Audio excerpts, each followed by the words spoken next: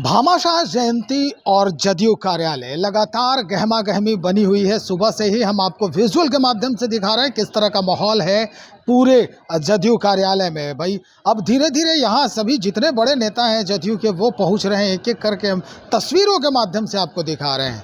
देखिए नीतीश कुमार भी मंचासीन हो चुके हैं और इनके साथ कई बड़े जो जदयू के कद्दावर नेता हैं उनका भी आगमन हो चुका है। अब हम आपको सीधा उन्हीं की जुबानी उनके कई बयान जो हैं इस बाबत यानी भामाशाह जयंती के ऊपर हम सुनवा रहे हैं। कुछ सवालात और किए गए पत्रकारों के द्वारा कि भाई मंत्रिमंडल विस्तार की अद्यतन स्थिति क्या है, क्या कुछ कह रहे हैं ये सारे बड़े नेता जदयू के। सीधा सुनिए और उसके बाद फिर हम आपसे मुखातिब होते हैं। बने रहिएगा, बहुत शुक्रिया। भामाशाह जी के जयंती के अवसर पर जो पार्टी के व्यावसायिक प्रकोष्ठ द्वारा कार्यक्रम आयोजित किया गया था उसमें भाग लेने आए थे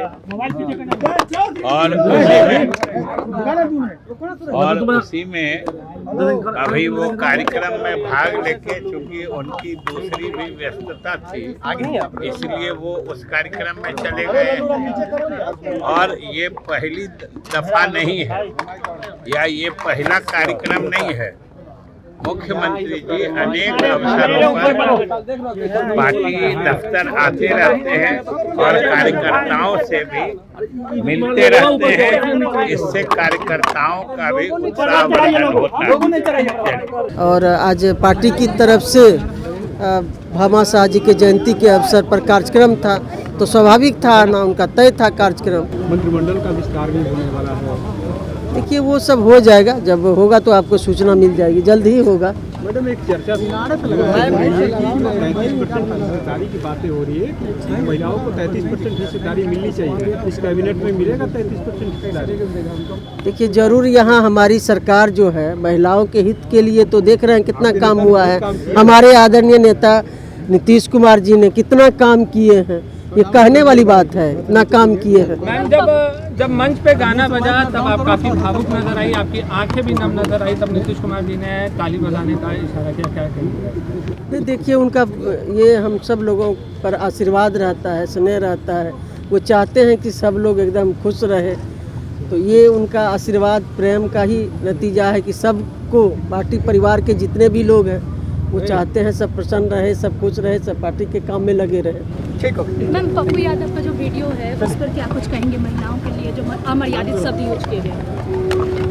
देखिए तो अब तो बीत गई बात, लेकिन इस जो उनका महिलाओं के प्रति नज़रिया है, जो भाषा है, ये तो दिवालियापन का है, नतीजा है।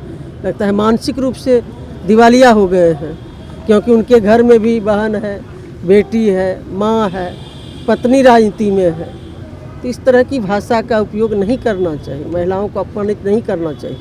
भामाशाह जी की जयंती समारोह में हम सबके प्रिय नेता सम्मान नेता आदरणीय नीतीश कुमार जी ने उद्घाटन किया और हम सब भामाशाह के रास्ते पर चलें और भामाशाह के रास्ते पर चल कर के इस देश की तरक्की में, इस देश के अमन में, शांति में, प्रेम में, भाईचारा में सब लोग सहयोग करें। भामाशाह ने देश की आज़ादी के लिए तलवार नहीं उठाई, हथियार नहीं उठाया उन्होंने, लेकिन अपने पूरी दौलत को इस देश की आज़ादी में लगाया। जब हमारे महाराणा प्रताप बिल्कुल निराश हो चुके थे, हताश हो चुके थे, उस समय भामाशाह ने अपनी दिलेरी दिखाई और राष्ट्र को आगे बढ़ाने के लिए, राष्ट्र से अंग्रेज़ों को भगाने के लिए उन्होंने अपना पूरा धन दौलत न्यौछावर किया। और हमारे बिहार के लोकप्रिय पूर्व मुख्यमंत्री हम लोग के सम्मान नेता आदरणीय नीतीश कुमार जी ने कहा है कि बिहार को टॉप 5 राज्य पर खड़ा करना है, तो टॉप 5 राज्य में खड़ा करने के लिए आज भामाशाह के जन्म दिवस के अवसर पर, जयंती के अवसर पर उनसे आशीर्वाद लेने के लिए संकल्प हम सब लोगों ने लिया है और हम लोग इस राज्य को आगे बढ़ाने में नीतीश कुमार जी के संकल्प को पूरा करने में पूरी क्षमता का इस्तेमाल करें। नीतीश कुमार जी के को लेकर एक गाना गाया जा रहा था तो नीतीश कुमार जी ने ताली बजाना शुरू कर दिया और भी लोगों को उन्होंने कहा ताली बजाइए। कहने का मतलब है कि वो गाना तो इतना मार्मिक है कि एक एक ईंट बिहार के जो लगे हैं उसमें नीतीश कुमार जी की छाप है, निशान है, उनका चेहरा है और बिहार को कहां से कहां तक पहुंचाया। 2005 के पहले का बिहार और 2005 के बाद के बिहार को अगर हम तुलना करेंगे तो आसमान और ज़मीन का फ़र्क हो जाएगा। आज़ादी के इतने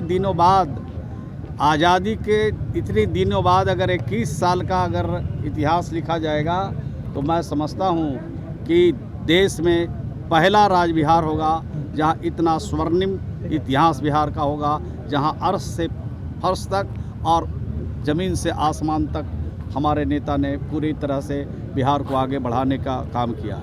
बिहारी कहलाना अपमान का विषय था, आज बिहारी कहलाना स्वाभिमान का अगर विषय बना है तो उसका नाम नीतीश कुमार। मंत्रिमंडल का विस्तार बहुत जल्द होगा क्या सरपंच जी?